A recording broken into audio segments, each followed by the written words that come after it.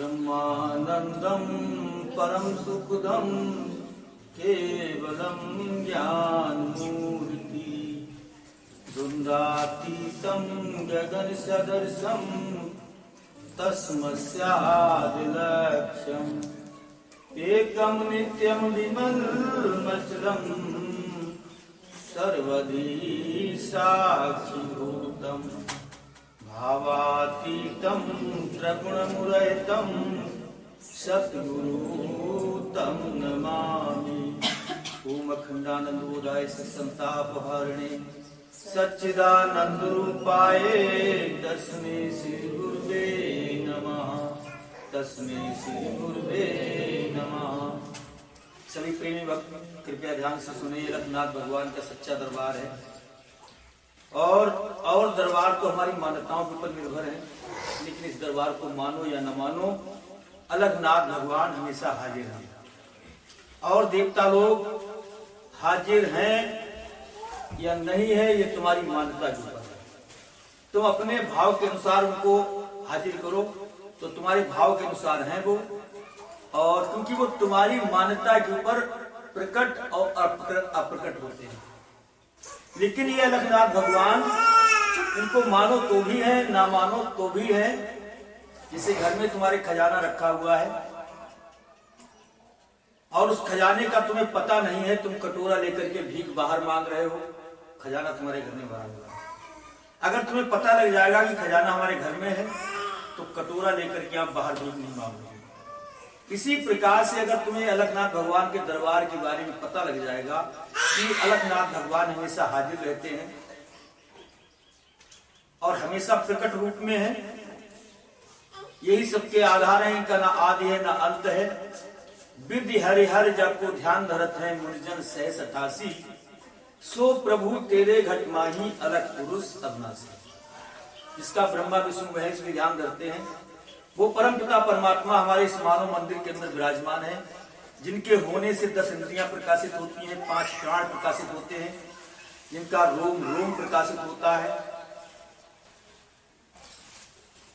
तो ये परम पिता परमात्मा है। इनके लिए आप नहीं मानोगे तो उनकी दया कृपा से वंचित रहोगे, इनकी तरफ तुम्हारी पीठ हो जाएगी और संसार की तरफ मुक्त हो जाएगी। बेटा इस बच्चा बाहर अंदर भी के लिए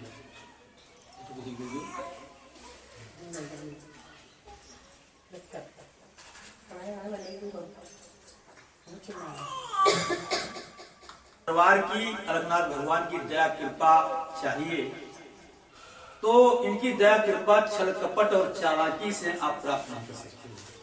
आपके अंदर सरलता होनी चाहिए, सच्चा समर्पण होना चाहिए, क्योंकि बाहर की मन बुद्धि से अगर आप चालाकी से यहाँ समर्पण करोगे, चालाकी से इनका पूजन अर्चन बंधन करोगे तो कुछ भी मिलने वाला नहीं है। आप मतलब थोड़ी बहुत दया दृष्टि मिल जाएगी, जैसे घने वृक्ष की छाया में पहुंचते तो शीतलता मिल जाती है, ऐसा तो हो जाएगा, लेकिन जो कृपा मिलनी चाहिए वो नहीं मिलेगी। इसलिए जहां झूठ है वहां चाहे कितना ही छल कपट कर लो कोई दिक्कत नहीं है, लेकिन ये सच्चा दरबार है, यहाँ छल कपट आपका नहीं चलेगा, आपकी चालाकी नहीं चलेगी। इसलिए अगर आप जो कुछ भी करोगे वो तुम्हारे अंदर बैठ करके ही जान रहा है, ऐसे समझिए। कहाँ छिपोगे? जितना तुम नहीं जान रहे हो अपने विचारों के बारे में, उतना वो तुम्हारे बीच विचारों के अंकुरों को जानने वाला मौजूद है, क्योंकि उसकी कृपा के बगैर एक पत्ता भी नहीं हिल रहा है, कोई फूल नहीं खिल रहा है, तो तुम्हारे अंदर ये फुरनाई कैसे फुर सकती है? वो उसी पावर से फुरती, वो सबको सारे भाव भाव का वो प्रकाशक सूर और अलखनाथ की सत्ता से ही दिखे इस गेहादिक में। अलखनाथ की कृपा से ही ये हमारा आपका शरीर एक एक रोम रोशन हो रहा है। आंखों से जो देखने वाला है, देखने वाला परमपिता परमात्मा ही अलखनाथ भगवान, जो सुन रहा है सुनने वाला ही परमात्मा है, जो बोल रहा है बोलने वाला ही परमात्मा है, ये हाजिर है। अब इतनी मुसीबतें हमारे ऊपर क्यों हैं, इतने कमजोर क्यों, इतने दुर्बल क्यों, इतने असहाय क्यों हैं? इसका भी राज एक बहुत बड़ा है, क्योंकि इस दरबार में तुम जितना लगोगे, जितना इनसे प्रेम करोगे, जितने गहराई में उतरते चले जाओगे, उतने ही तुमको अनमोल हीरे ज्ञान के मिलते चले जाएंगे, और अनमोल हीरे ज्ञान के मिलते चले जाएंगे तो आपको परम शांति, परम आनंद मिलता चला जाएगा। और हकीकत बात यही है कि हम दुनिया में जो भी चीज प्राप्त करना चाहते हैं वो इसीलिए प्राप्त करना चाहते हैं कि हमें आपको परम आनंद और परम शांति प्राप्त हो जाए।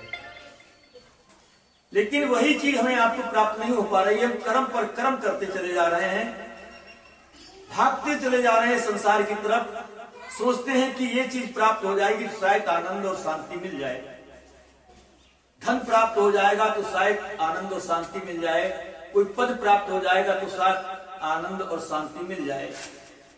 तो आप उनकी तरफ नजर उठा करके देख सकते हैं जिन्हें धन मिला हुआ है, क्या वो आनंद और शांति है उनके पास? सोचते हैं औलाद मिल जाए तो शायद शांति और आनंद मिल जाए, तो आप उन्हें देख लो जिनके पास औलाद है, क्या उन्हें शांति और आनंद है? अब थोड़ा विवेक जागृत करें अगर हम आप, तो हमें हकीकत का पता लग जाएगा कि हकीकत क्या सांसारिक चीजों में आनंद और शांति है? सांसारिक चीजों में आनंद और शांति है?